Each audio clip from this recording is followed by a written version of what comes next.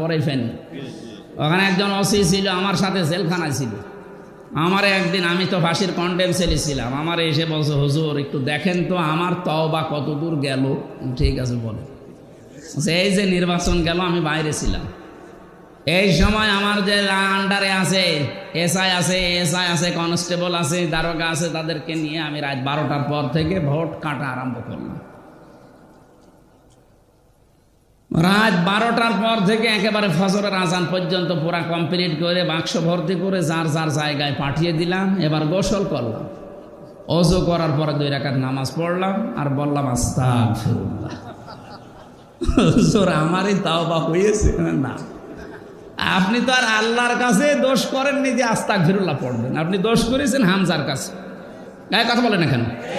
একটা এমপি বানাতে 3.5 থেকে 4 লাখ হামজা লাগে, আর আপনি সব হামজা একাই করে ফেললেন। তা আপনার তাওবা হয়নি। আপনার তাওবা হতে পারে, অপরাধ করেছেন যার কাছে, স্বীকার করেন সে তার কাছে।